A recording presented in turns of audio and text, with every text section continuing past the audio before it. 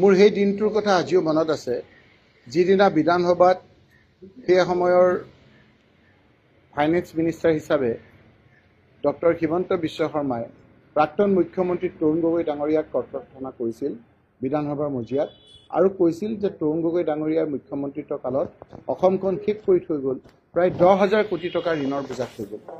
সেই সময়ত অসহায় হিচাপে তৰুণ গগৈ ডাঙৰীয়াই তেওঁৰ মুখলৈ চাই আছিল কাৰণ সেই সময়ত গোটেই অৰ্থনৈতিক দিশটো চোৱা চিতা কৰাৰ দায়িত্ব তেওঁই লৈছিল। পৰৱৰ্তী সময়ত ডক্টৰ হিমন্ত বিশ্ব শৰ্মাই অৰ্থমন্ত্ৰী হিচাপে তেওঁ কৈছিল যে মই এখন হোৱাইট পেপাৰ দিম কেনেকৈ অসমক সৰ্বনাশৰ দিশত 10,000 কোটি টকাৰ ঋণৰ বোজা থৈ তৰুণ গগৈ ডাঙৰীয়াই গৈছিল।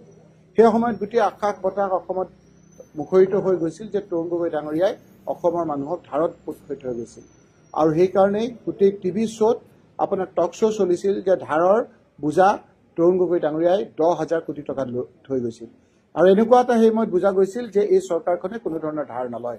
যিখন চৰকাৰে 10,000 কোটি টকা ঋণৰ বোজা লৈ তৰুণ গগৈ ডাঙৰীয়াক শেষ কৰা বুলি কৈ গৈছিল সেই অৰ্থমন্ত্ৰী সেই সময়ত ডক্টৰ হিমন্ত বিশ্ব শৰ্মাই আজি মুখ্যমন্ত্ৰী হৈ আজি 1.5 লাখ কোটি টকা ধাৰৰ বোজা অসমক দিছে।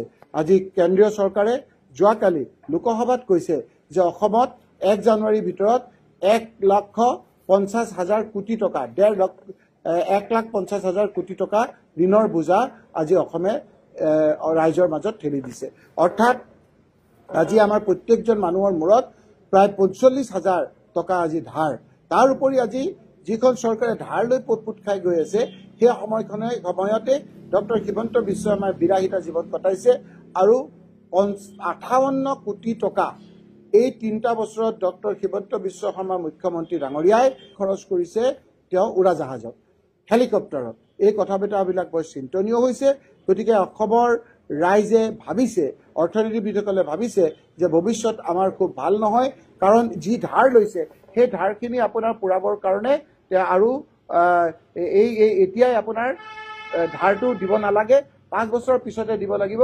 তাৰমানে মুখ্যমন্ত্ৰী হিমন্ত বিশ্ব শৰ্মা যোৱাৰ পিছত অসমত এনেকুৱা এটা অৱস্থা হ'ব য'ত শ্ৰীলংকা সদৃশ হ'ব যে 1 লিটাৰ গাখীৰৰ দাম 1,000 টকাৰ নিচিনা হ'ব, য'ত মানুহৰ জীৱনটো আপোনাৰ দুৰ্বিষ হৈ পৰিব। সেইকাৰণে সকলো ৰাইজ আজি চিন্তিত হৈছে আৰু মুখ্যমন্ত্ৰী ডাঙৰীয়াৰ এনেধৰণৰ কাণ্ড কাৰখানাত আজি হতবাক হৈছে।